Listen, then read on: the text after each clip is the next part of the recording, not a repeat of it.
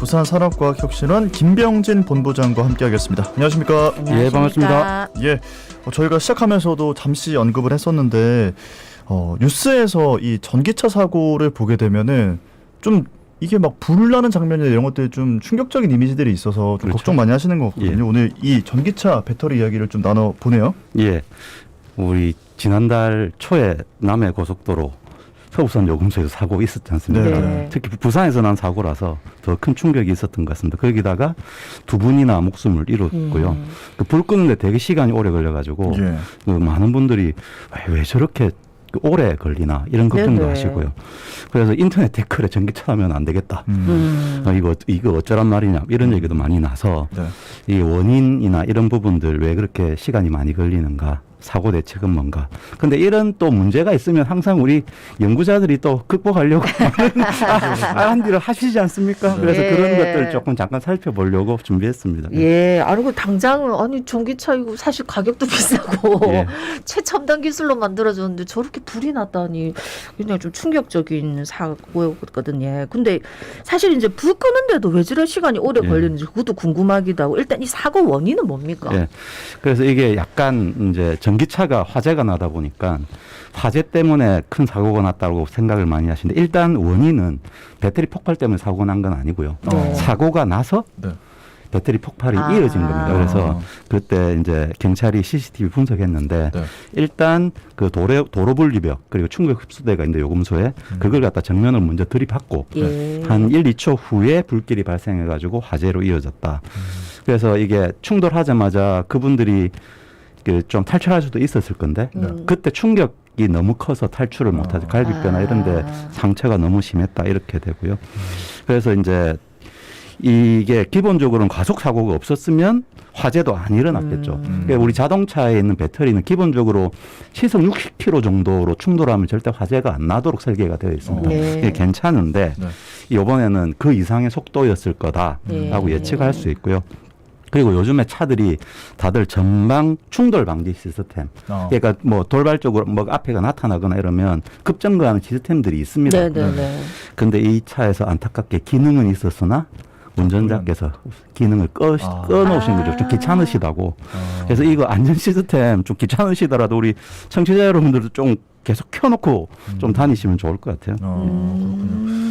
이게 뭐 배터리 폭발 때문에 이렇게 사고가 난 건 아니다 이거인 건데 어쨌거나 큰 화재로 이어진 건 배터리 폭발 때문이었었거든요. 그렇죠. 그리고 또 올해 2월에도 또 소형 전기차가 충전 중에 큰 화재로 이어지는 이런 일이 있었는데 왜 전기차는 화재가 발생하면 왜 이렇게 큰 화재가 될까 예. 이런 궁금증이 있거든요. 예, 방금 말씀하셨듯이 2월 달에 이제 우리 소형 밴 그 전기차가 충전하고 있다가 갑자기 네. 화재가 나서 옆에 차들까지 전부 다 전소하는 그런 것들이 있었는데 아직까지 그 정확한 원인은 규명되지 않습니다. 근데 보통 이런 2차 전지에서 배터리에서 이제 그 발생하는 화재는 과충전이 되거나 아니면 충전한 회로 시스템에 문제가 돼서 그 안에서 열이 발생을 하고 그 열이 발생을 하고 난 다음에 이제 그게 화재로 이어지는 그런 상황이거든요. 네. 그러니까 이렇게 일어나는 게 이제 또 가장 큰 문제는 이게 한 번 발생을 하면 우리 보통 물 뿌리고 하면 끄면 꺼지는데 그게 네네. 아니라 연속적으로 계속 하지 않습니까? 네. 이게 문제인데 이게 전기차 배터리로 쓰이고 있는 지금 리튬이온 배터리 이거의 특성 때문입니다. 그래서 우리가 2차 전지라고 얘기하는데요. 이 2차 전지는 충전하고 쓰고 충전하고 이렇게 계속 반복할 수 있는 전지를 이제 2차 전지라고 얘기를 하죠. 그래서 지금은 이제 이 리튬이온 배터리가 그 2차 전지 중에서 가장 효율적이고 경제적이다. 그래서 이걸 가장 많이 쓰고 있는데요. 이게 이제 리튬이온 이제 배터리 2차 전지의 구성을 보면 음극재라고 해서 주로 이제 탄소 같은 흑연 같은 것들을 많이 씁니다. 그다음에 양극재라고 해서 리튬과 코발트가 이제 산소하고 결합되어 있는 산화물이 있는데 리튬 코발트 그래서 요즘에 리튬과 코발트 가격 많이 올라가죠. 네. 배터리 많이 만들기 때문에 네네. 그렇습니다. 그리고 그 리튬 이온이 왔다 갔다 할 수 있도록 하는데 그 리튬 이온은 걸러주고 전자만 옮겨주는 분리막이 있고 그래서 이렇게 이제 전자와 리튬 이온이 이동할 수 있도록 만들어주는 물질을 전해질이라고 얘기를 합니다. 네. 그런데 이 전해질이 리튬염도 들어있고 여러 가지 첨가제도 있는데 유기용매가 30%가 들어가 있는데 이 유기용매라는 게 우리 불 붙이면 잘 붙는 애들입니다. 그래서 이게 가연성 액체라서 네. 이게 충격을 받거나 열이 가해지면 이제 폭발에 가까운 화재가 발생을 하는 거죠. 이 특성 때문에 전기차 화재가 배터리에서 불이 붙으면 큰 사고로 이어지는 겁니다. 네. 아니 아까도 말씀하셨지만 리튬 이온 배터리는 뭐 이 전기차에만 쓰는 건 아니다 아닙니까? 그렇죠. 그 뭐 휴대폰이라든지 뭐 전자기기에도 사용이 될 텐데. 맞습니다. 그거는 불이 잘 안 나는데 전기차는 왜 이래 사고가 나는 거지? 네, 그래서 우리 휴대폰부터 시작해서 모든 전자기기는 지금 다 리튬이온 배터리인데 네. 그건 배터리가 작지 않습니까? 네. 그게 배터리 한 개입니다. 근데 전기차는 배터리가 굉장히 많이 필요하겠죠. 큰 차가 움직여야 되니까. 그러니까 우리 전기차를 보시면 앞바퀴하고 뒷바퀴하고 사이에 차 바닥이 있지 않습니까? 네. 그 차 바닥이 전부 다 배터리라고 생각하시면 됩니다. 근데 이게 배터리가 한 개가 들어가는 게 아니라 작은 우리 그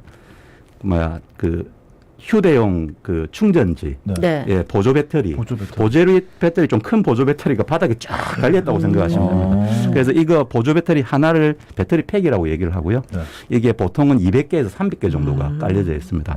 근데 이제 한 개가 터지면 열이 계속 발생하잖아요. 네. 그럼 아까 전해질은 열이 가하면 또 폭발한다고 했지 않습니까? 네. 그러니까 한 개에서 문제가 생기면 연쇄적으로 우리 폭탄이 이어서 터지듯이 네. 계속 이어서 하기 때문에 전체 배터리 팩이 다 화재로 이렇게 그 열이 폭주게 열폭주라고 얘기하는데요. 이 열폭주가 다 끝나서 다 터질 때까지 계속 화재가 발생하는 거죠. 그래서 시간이 많이 걸려요. 이게 불이 한번 붙으면은 이제 정말 끝까지 간다 뭐 이렇게 그렇죠. 생각을 할 수 있을 것 같은데 그래서 이제 뉴스에서 봤을 때도 이 소방관들이 와가지고 불길을 못 잡고 막 발을 동동 구르거나 그렇죠. 막 이러는 장면들이 나오거든요. 물을 안만 쏘아도 네.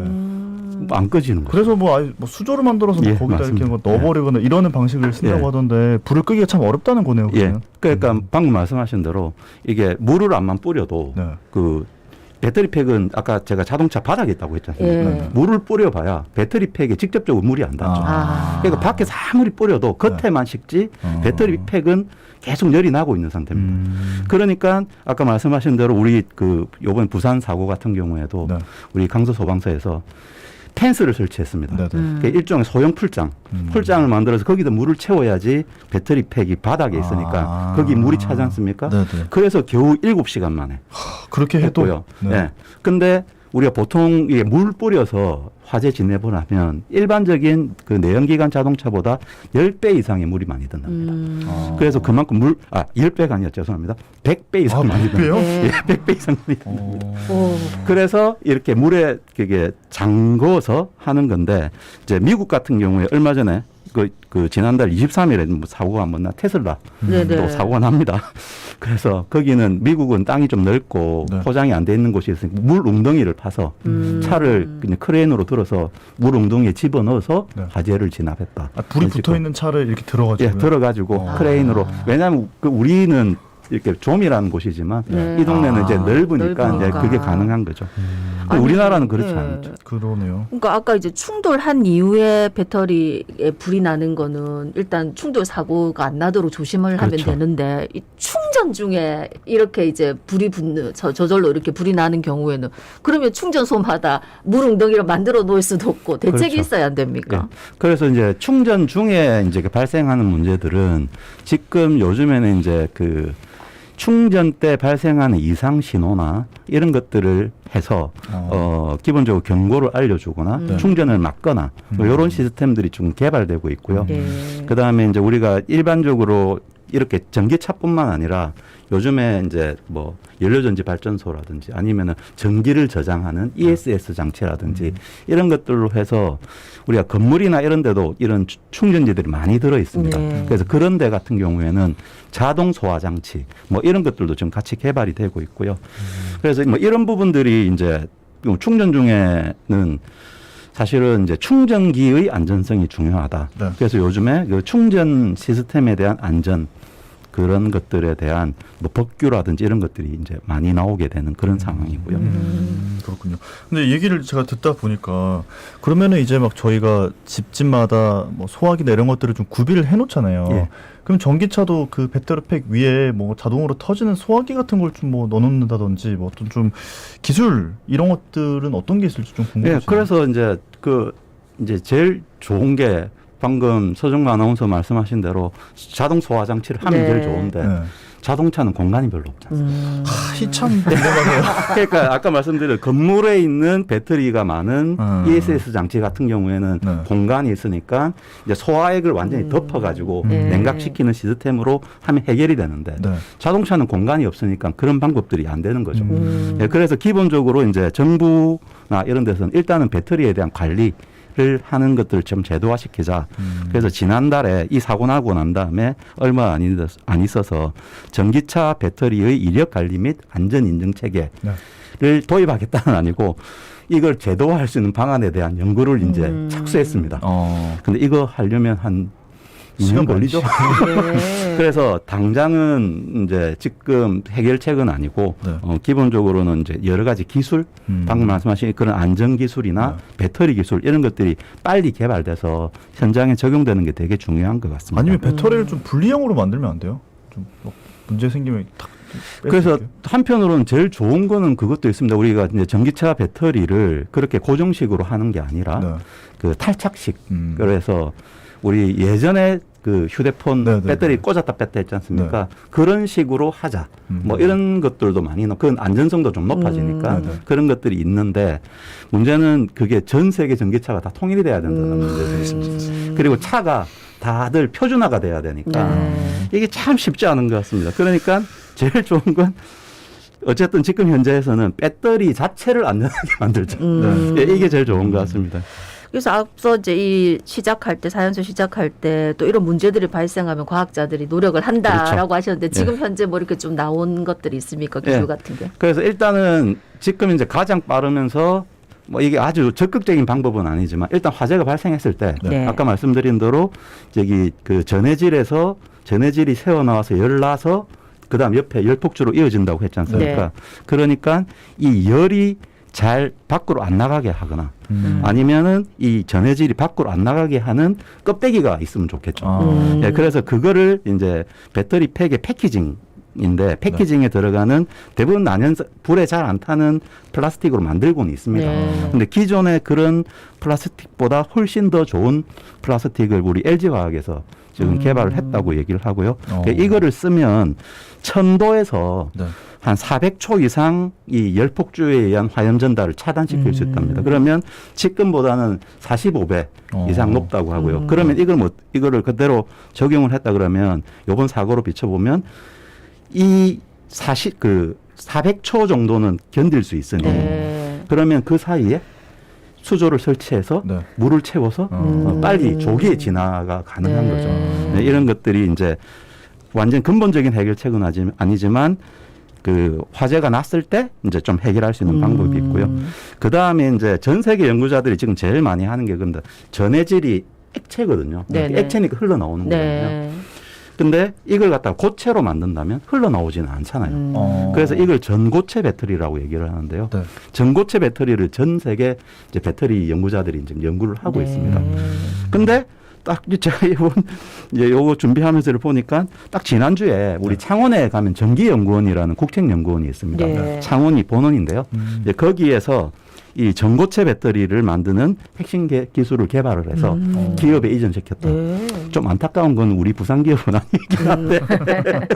그래서 이 고체 배터리를 만들 때 아까 전해질을 액체로 쓰는 이유는 전자와 이온이 이동이 좀 쉽게 네네. 하고 네. 하려면 이 음극하고 양극하고 잘 닿아야 되거든요. 중간에 공간이 있으면 안 되잖아요. 네. 그래서 액체를 해서 조밀하게 하는 건데 요거를 갖다가 고체로 하면서도 굉장히 좀 효율적으로 그다음 이거 열 전도를 높이기 위해서 불에 이제 소결시킨다고 얘기하는데요. 그런 것들을 낮은 온도에서 할 수 있는 기술을 개발했다고 합니다. 네. 조만간 좋은 기술도 많이 나올 거예요. 네. 알겠습니다. 오늘 말씀 고맙습니다. 여기까지 듣겠습니다.